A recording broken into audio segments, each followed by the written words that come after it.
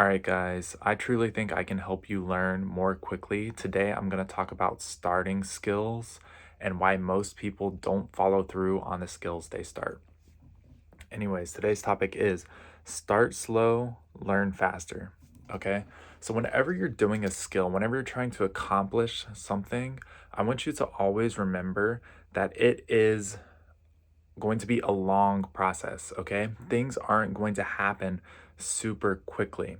You're going to build up very slowly over time. What do they say? It's not a sprint, it's a marathon. It's a marathon, not a sprint, right? That is very true for learning. So, starting slow is actually going to help you learn faster in the long run, and I'm going to explain why that is. And I see the mistake of so many people starting too quickly, like not starting too quickly as in too early, but starting with too much, right? So, first off, first thing, you need to try many different skills, right? It's okay to try a skill for a little while and then decide you don't like it. You're never ever stuck into only learning one skill, guys. A lot of people get the sunk cost fallacy to where they're doing a skill and they liked it at a certain period in their life, but when they move forward in their life, it's just not serving them anymore. Guys, you don't have to keep engaging in the same skills over and over and over again. Of course, if you still have goals within that skill and things you want to accomplish, don't quit just because it gets a little bit boring or whatever. But if it's not serving a purpose in your life anymore, it's okay to move on from that skill. Everything you learned up until that point in that skill, I promise you, will apply to new skills and you'll be a better learner for it when you try something new. But, anyways, you need to try many skills because the truth is, the skills that we can actually learn, the skills that we can actually improve on quickly, are skills that we have a high degree of internal motivation for. Okay, one more time. Skills that we have a high degree of internal motivation for. Skills that we have a reason for engaging. Okay, why are we doing the skill? What are we going to gain in our life from doing that skill? Okay, do we enjoy actually doing that skill, or do we just like the idea of doing that skill or the idea of being good at that skill? Okay, things you actually enjoy, things you just fundamentally connect with are the things that you can learn more quickly than others. Okay, one time I heard a quote that was like, what's the thing in your life that you can do for hours on end and it doesn't take much effort, but for other people it feels like work? Okay? So I'm sure there's going to be something like that for you, but a lot of people don't know what that is. So you're going to have to try a variety of skills, right? So I think it's a good idea to have an open mind and be willing to try a variety of skills and don't go all in on a skill before you know that it's something you actually enjoy, something you're actually internally motivated for. And you're not going to know that until you actually try the skill, okay? Until you actually engage with the skill. So at the beginning, when you're deciding what skill to learn, I simply want you to just engage with the skill. Just try it. Okay, if you want to learn coding, go and solve a couple basic coding problems for beginners. Start coding. If you want to learn a sport, go and play that sport. If you want to get better at a video game, okay, then just go play that video game. You don't need to think so deeply about what you're doing at the beginning. I just want you to engage with the skill and just start to feel if it's something that you could see yourself really keeping with you for a long time, or if it's something that you feel really motivated for, right? I want you to just get a feel for the skill in the beginning. Because the problem is, a lot of people, they have this grand idea in their head of where they want to get within their skill, right? And before they've even started the skill, they already decided, oh, I'm going to get fluent in this language. I'm going to become a black belt in jujitsu. I'm going to, change jobs and work in coding, whatever it is that you decide to do, work in programming, before they have even tried their skill. Guys, you can't do this. You need to try the skill and then decide. Okay, that's the point I'm trying to make here. Just engage with the skill, scope it out, see what it's like before you move forward with making any grand plan for the skill. All right, next up, understanding your why. And I talked about this before, having your internal motivation, but not just that, knowing that doing this skill is going to lead to something in your life, some kind of positive benefit for your life. Because if you're just doing a skill and it's something that was forced upon you by society or by your parents, and you don't really like it and you don't really know why you're doing it, well, you're not going to get that good at the skill. So I know there are extraneous circumstances that stop people from, actually engaging in things they really like, but I encourage you as much as you can to move in that direction because, you know, I'm not saying you have a moral obligation or anything to do a skill for like societal reasons or anything, but those skills that you're truly motivated for, you're truly engaged, not only is it going to benefit yourself, it's going to benefit everyone else too when you're truly doing something that you can, you know, really get good at and really, contribute to society and those around you. Okay. So that can be part of your motivation. But yeah, understanding why you're doing your skill, what it is about your skill that you like, looking into yourself and thinking, like for me, I love competitive skills. And I always, look into myself and kind of think, like, why do I like the competition aspect of it? Well, I love, knowing where I am in a hierarchy. I love moving up that hierarchy. I love the feeling of progress, within a competitive skill. Um, I just love competing. Like for me, you don't even have to go, so deep and explain exactly why you like it. I just know that when I'm doing that, for me, a lot of other things kind of go away and I can purely just focus on it. So finding what that is for you and finding your why is going to be the most important thing to actually being able to continue along a skill. And once again, I want to reiterate, you're not going to know whether a skill is for you or not, whether you actually enjoy a skill until you've engaged with it and then actually tried your skill, right? You're not going to know. So don't make any grand plans before you actually try your skill.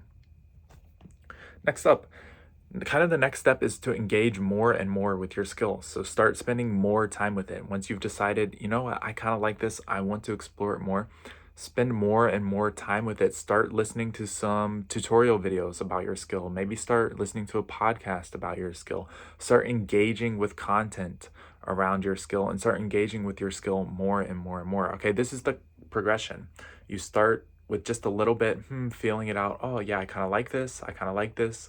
Oh, this is really fun. This is becoming a big part of my life, right? Slowly over time. The problem is from the beginning, a lot of people go straight, I'm going to do this 8 hours a day until I'm an expert at it. And it's not even something they like. Okay. And they also haven't built up the mental, not the mental, but they haven't built up the systems to keep themselves motivated for 8 hours a day. So they can do it for like a week and then they fall off and quit the skill. And it's complete waste of time, right? Whereas you could try a couple different skills, lightly try a couple different skills in that same time frame and see which one you're kind of enjoying and then, put more and more effort naturally, a natural progression over time building up within your skill. Okay? That's how you're going to learn a skill. That's how you actually are going to, stick with a skill for the long time. It's that slow build up over time. So engaging more and more. Now, once you've truly decided that this is a skill you're 100% interested in and you want to be good, you want to improve, that's when I want you to make a plan. That's when I want you to go and, using videos like these or any other YouTuber's videos, you know, figure out the best, most effective methods to learning your skill.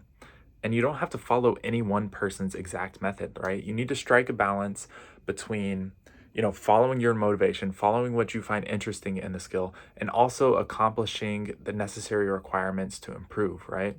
So finding a good balance between those. And the best way, in my opinion, to do that is go and listen to people who have actually accomplished high levels in your skill, right? Go see what their method was. Go listen to a couple different people, 3, 4, 5 different people, and get into their YouTube channels about their skill, whatever it is. And then slowly over time start to make your own routine, your own, study plan that's going to work for you. Okay? So everyone is going to be, slightly different on exactly how they learn, exactly what kinds of things they want to engage in. Everyone's motivations are different, how quickly they want to learn, things like that. So you're going to have to tailor your study plan to you. But once you've engaged with your skill a lot and you know, this is a skill I really want to keep doing, this is a skill I'm in it for the long haul, that's when it's worth taking some time away from engaging with your skill and taking some time to actually make a solid plan, a solid system that you can easily follow to continue learning your skill. Okay? So sometimes you need to take a break from learning your skill and set up some systems in place that are going to keep you progressing more quickly. Yeah, it may take some time at first to set those up, but in the long run, because you're learning efficiently and you've created a good method for yourself to learn, you're going to learn much quicker over time. Okay. But the problem is, a lot of people do this before they even know if they like the skill. That's what I want you to avoid. You don't need to do this crazy plan, have these crazy ideas until you actually know you like the skill, until you've actually engaged with the skill a lot. Guys, this may be, 3 months in, 6 months in when you decide to take something really seriously. Could even be a year of lightly engaging with your skill before you decide that it's something you really want to do. When I started to learn Japanese, I just did it for fun at first.